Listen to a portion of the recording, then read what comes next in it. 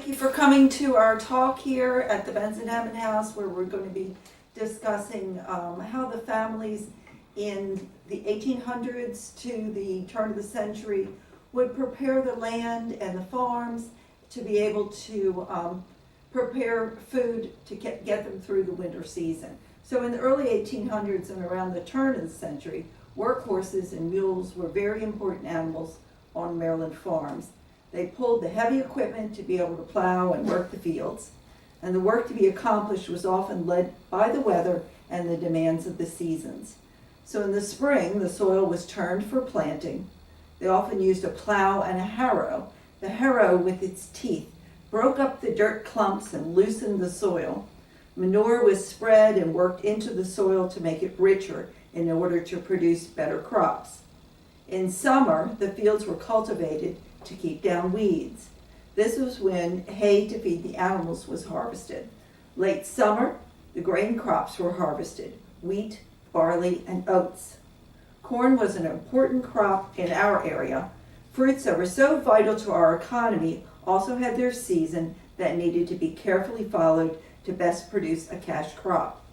Fall brought the threshing, and often those with threshing machines moved from farm to farm to accomplish this hot and dirty work. Farmers worked together to assist their neighbors and the family who lived nearby.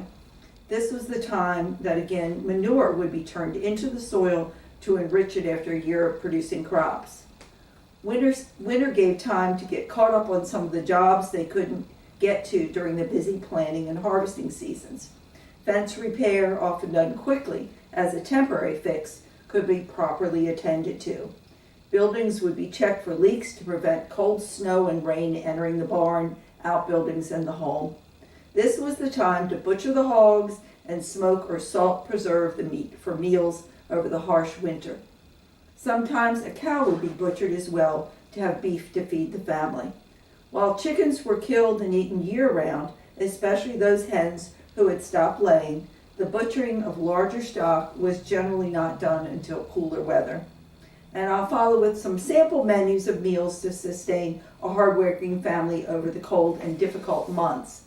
So a sample menus of that they would have, and maybe a middle-class home in about the 1850s. Breakfast would be something like a cornbread, a cold bread, sometimes a stew and boiled eggs.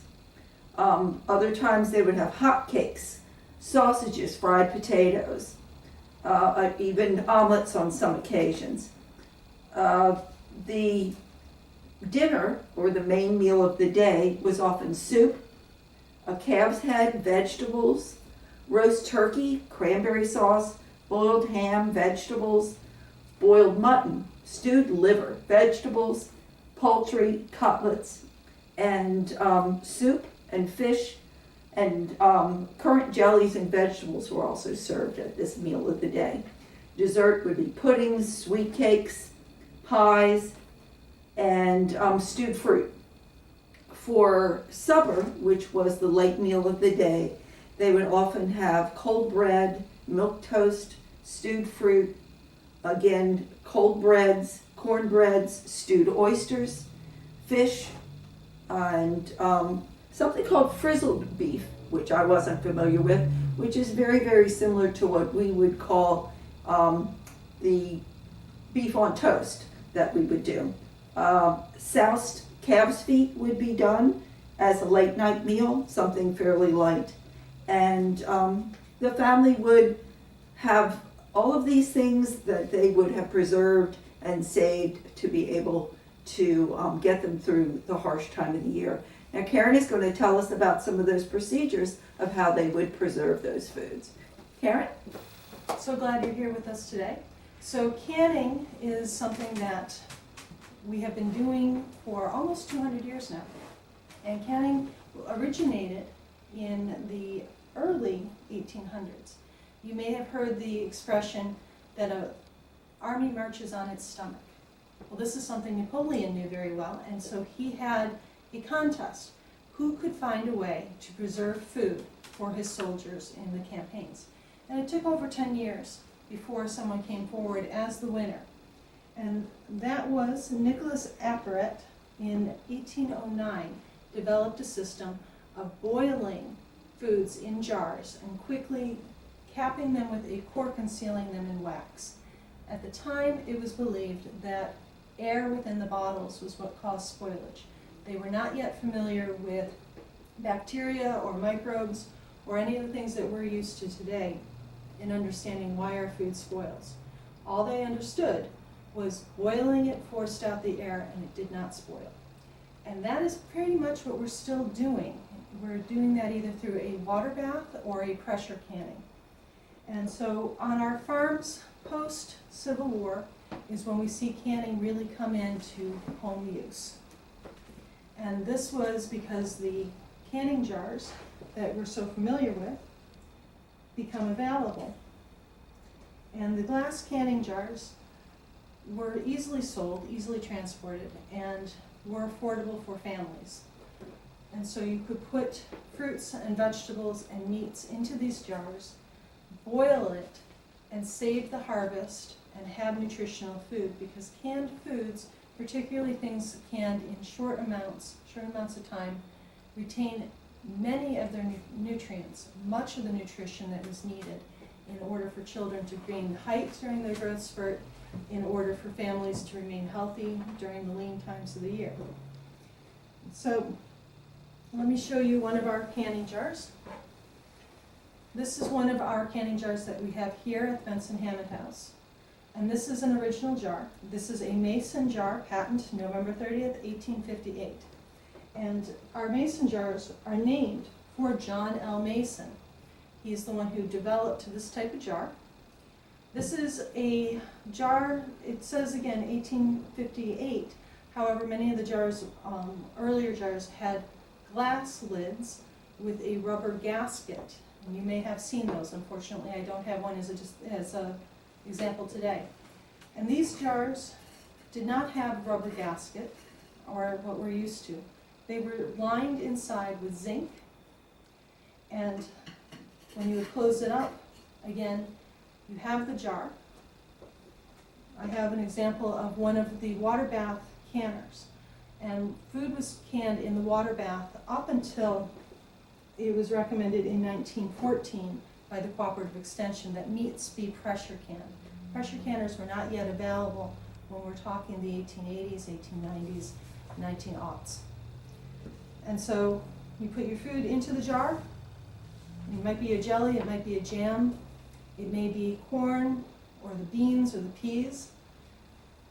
And they go into here. You have to have at least 1 inch of water above the jar lid. And as you can see in our canner, we could get perhaps 5 or 6 jars across here.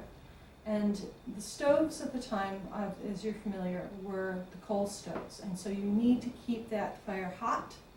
You need to keep the water boiling. And if you were canning something like meats, which today need to be pressure canned, if you were canning a meat or a low acid vegetable, you would boil this for 3 hours, which is one of the reasons that we now pressure can. Because in the 3-hour boiling, you can imagine how hot those kitchens got, how tiring that could be as you're waiting 3 hours for 5 cans to finish. I have an example today of a modern jar, and you can see this lid. It's the 2-piece lid, and you can pick this up at the grocery store. And this side has the sealing component. And as I mentioned earlier, the glass lidded jars have a rubber gasket. This has that built in. And again, the idea is to boil the air out and create a vacuum seal. You may remember from school, hot air expands. And so when we put it into our canner and boil that, not only does the air within expand, but the foods inside also expand, and it forces that air out. And having the lid in the 2 pieces, it will go out, and then as it cools, comes back in and creates that vacuum seal. We've done 2 things. We have sterilized the food inside the jar, eliminating bacteria, eliminating the microbes. In a water bath, we need to have an acid, and so we're talking the fruits and vegetables or a fruit or vegetable we've acidified using either citric acid or lemon juice. Our folks in the 1880s, 1890s didn't quite have that available, so their fruits and vegetables there's a thought that they may have been a little more acidic than ours. Research is out. But they would have boiled it longer, again, if it was something like beans. Those would have been boiled for 3 hours and still would have run the risk of botulism.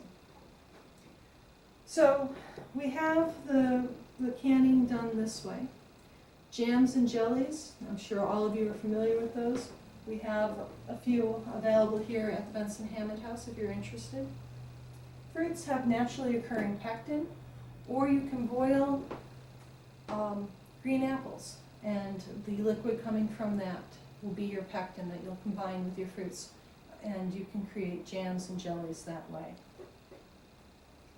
And canning took off. Again, this was available, it was being taught through the women's magazines in the 1880s, 1890s, and the canning jars become available in stores, and then in home ec and in women's colleges. These canning skills were being taught as part of home skills. And with the establishment of the cooperative extension, and the cooperative extension was established again in 1914 as part of the land-grant colleges.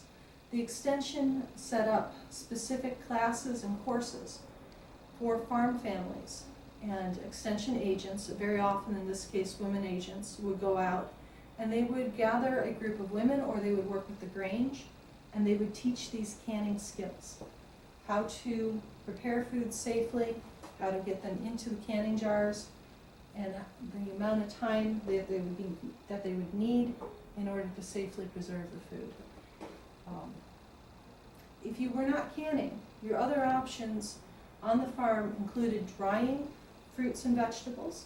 And so we have Smith's apples, and those are dried apples, and very often you would dry them on the fire, to the side of the fire, to the side of the fireplace, side of the stove, or you would dry them in a large oven kept outside for baking.